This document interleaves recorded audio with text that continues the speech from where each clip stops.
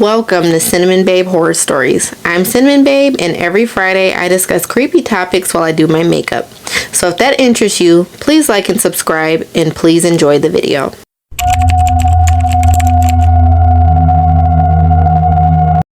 Book your stay now if you dare at the Congress Hotel, one of the largest and oldest hotels in Chicago, Illinois. So the Congress Hotel was built in 1893.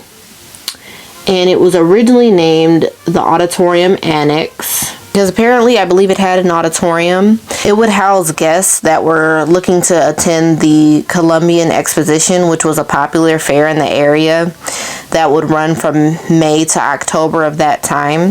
The hotel has 871 rooms, which is huge, and has many banquet halls. One of the banquet halls being the Golden Room or the Gold Room. And the Gold Room would host like many political and elite events and would host many presidents like throughout our history. The hotel is located across from Congress Parkway, and after many expansions in 1908, they eventually just renamed it to the Congress Hotel. So what went wrong for this seemingly prestigious hotel that seemed to have a promising future? Well, apparently there was multiple murders, suicides, and freak accidents in the following years, which would lead to a darkness washing over the Congress Hotel. In 1910, a man from New York City named James Kennedy checked into the Congress Hotel. He had just picked up his dry cleaning, and he cut the tags off, and he burnt some paper. I don't know why. And then he walked outside across the street to the lake, and he drowned himself, and the reasons are unknown. Later in that same year, a salesman named Andrew Mack was staying in the Congress Hotel with a friend when he suddenly called his friend to say goodbye, and then he walked over to that same lake and drowned himself as well. Sorry, James Kennedy had shot himself, not drowned himself. Well, that lake where the two men have shot themselves and drowned themselves is Lake Michigan, and that is where ships, planes, and people have disappeared without a trace. And a scary thought is, could the lake have been like a curse and cursed the Congress Hotel because of location, drawing its guests from the property, causing them to harm themselves? Like, that's really scary. So close around the time that Andrew and James had ended their lives down by the lake, 3 more men would violently end their lives at the Congress Hotel. One guy threw himself down an elevator shaft. Another guy jumped off of the North Tower of the Congress Hotel. And a stressed and depressed family man took his life by hanging from a cupboard hook. And this would only attract more darkness to the Congress Hotel, and matters just got worse, and more accidents and just more fatalities. In the summer of 1916, a mining investor named Morris Davis and his wife fell into financial ruin. And so they decided to do a suicide pact together. They were staying at the Congress Hotel at the time in room 312. And the couple decided to end their lives with cyanide poisoning. And by the time, I guess, the staff found them, the husband had already passed, and the wife was near death, but they were able to save her. She ended up recovering, and she ended up staying at St. Mary's Mission because, like I said, financial ruin. And she tried to commit suicide again by attempting to jump out of the window. And she ended up being sent to a psychiatric hospital. Her fate is unknown, but I believe, since she tried to commit suicide on multiple occasions, that she probably just remained in the psychiatric hospital. Because back in those days, if you were a woman that was believed to be crazy, you pretty much stayed in the psych ward. Like, there was no getting out. So this is probably like the saddest story ever. A mother from Prague, her name was Adele. She decided to throw her 2 sons out of the 13th floor of their hotel room. And I don't know what she did with herself, but her husband ended up reporting that they were fleeing Nazi influence from their homeland. and that they just faced a lot of despair because they left the only home that they had ever known and their family and friends. So she just fell into a deep depression. It just pisses me off. Like, why did you do that to your children?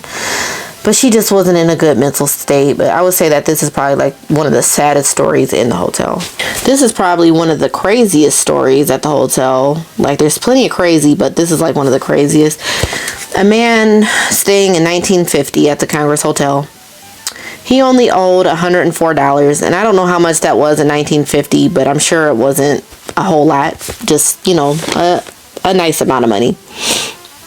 He owed that much for staying at the hotel, and at the time, he didn't have any money, and he was jobless, so I'm guessing he had fallen into a deep depression. So there was a Congress hotel staff member that was supposed to come to his room to collect the rent that he owed. Like I said, $104. Well, this man decided to wait with a gun for this poor staff member to come. And when the staff member came, he shot and killed him and killed himself over a $104 bill. In May of 1966, an attorney from Rockford named Frederick Hayes was found naked and strangled to death by his shirt, and his hands and feet were tied with his socks. And I guess that was an unsolved murder because, like, literally there's nothing on, like, if they ever found who did it. So in 1904, I believe this would mark the first death that ever occurred in the hotel, and it was an elevator operator that fell to the subfloor and died on impact, like freak accident. Another freak accident happened in 1926. A woman staying with her husband in the Congress Hotel, her name was Harriet Harrison. They were planning a big trip to Europe, but she mistakenly fell 6 stories down the elevator shaft, which is like so tragic. Like, they were planning this big fancy trip with each other just for that to happen in this cursed hotel.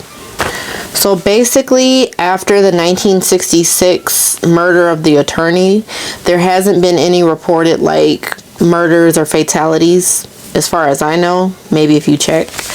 But since 1989, there has been reportings of hauntings from all these just mysterious and brutal deaths that have occurred at the hotel. Security guards reported hearing laughter and old-fashioned music coming from empty ballrooms, and I believe one of the ballrooms used to be like a skating rink, and so they would also hear like the sounds of like roller skates. And then of course when they looked in the ballrooms, there'd be nothing in there. Pianos would play by themselves, and there would also be sounds of a woman screaming. There have even been guests reporting to have seen a woman in one of the women's like public bathrooms in the hotel. They would see her in the reflection, and then they claim that she followed them down the hall. There was a bride and groom that had their wedding reception in the Gold Room at the Congress Hotel, and they claimed that in a lot of their pictures there were either people missing out of the pictures, or there would be apparitions in the pictures, and it would like really creep them out. And then also, hotel staff have claimed that there were rooms and like public areas that were locked, and that they just kept coming unlocked even though they know for sure that they locked them. In the South Tower of the hotel, there are often claims of the sound of moanings like near the elevator, like moaning and groaning. And then there's also reports of people seeing on the 3rd floor of a one-legged man walking up and down the halls. And apparently in 1940, there was a man who would often stay at the Congress Hotel. He had a wooden leg, and he ended up dying of a heart attack in the Congress Hotel. Specifically, in room 905, there have been reports of the phones ringing over and over and over, and when guests would answer it, there would just be static on the other end. So, in one of the rooms in the North Tower, it wasn't reported which room it was, but it is famously known for the pictures on the walls turning at 360 degrees in front of guests. And also it is reported that there was an exorcism done there years ago, and that the victim had to be taken to basically a Catholic church for prayer. And that also there were some Marines that fled their room because there was a tall, dark, shadowy figure standing over their beds, and they ran out like literally in their underwear freaking out. So there is a room in the Congress Hotel, and it is numbered 1408.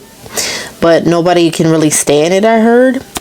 But it is believed or rumored that Stephen King wrote his story 1408 after the Congress Hotel room 1408.